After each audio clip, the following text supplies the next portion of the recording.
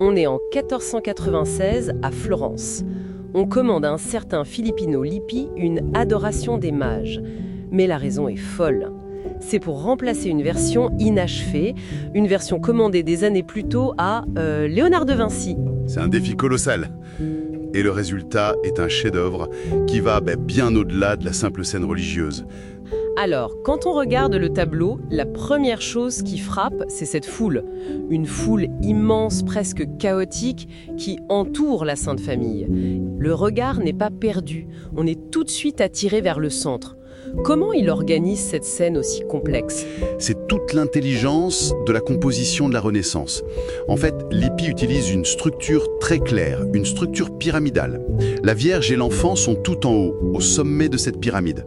Tous les autres personnages, la foule, ils s'organisent en demi-cercle autour d'eux.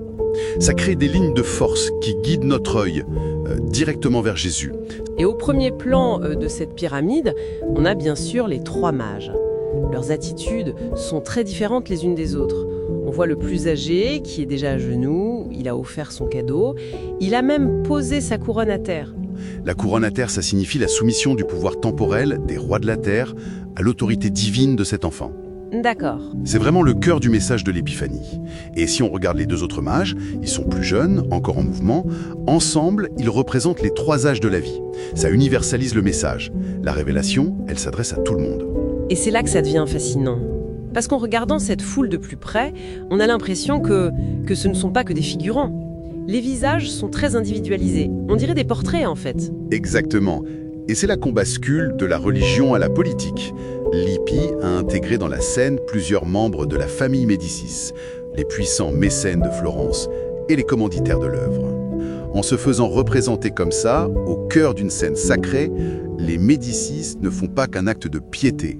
Non, ils ancrent leur pouvoir dans le divin. La scène biblique devient une sorte de validation de leur propre dynastie.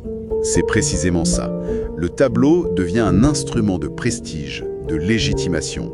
Il dit « Nous, les Médicis, sommes les protecteurs de la foi, les piliers de Florence ». Et au-delà de ce message, le niveau de détail est hallucinant. Si on laisse le regard s'éloigner un peu du groupe principal, on découvre tout un monde à l'arrière-plan. Il y a ce paysage lointain avec des montagnes un peu bleutées. Ce qui est remarquable, ce sont toutes ces micro-scènes. Il y a des cavaliers qui arrivent, des serviteurs. C'est très vivant. Oui. Lippi a hérité de la peinture flamande ce goût pour le détail quasi chirurgical. La lumière, ici, c'est le message théologique lui-même. Elle semble émaner directement de l'enfant Jésus. Il irradie, il illumine les visages qui sont tournés vers lui. Ah oui ? C'est la traduction visuelle du mot « épiphanie », qui veut dire « manifestation ». C'est la manifestation de la lumière divine dans le monde.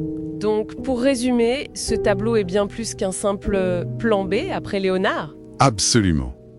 Ce n'est pas juste une scène biblique, c'est un véritable portrait de la Florence de la fin du XVe siècle, dans sa piété, sa puissance et ses ambitions.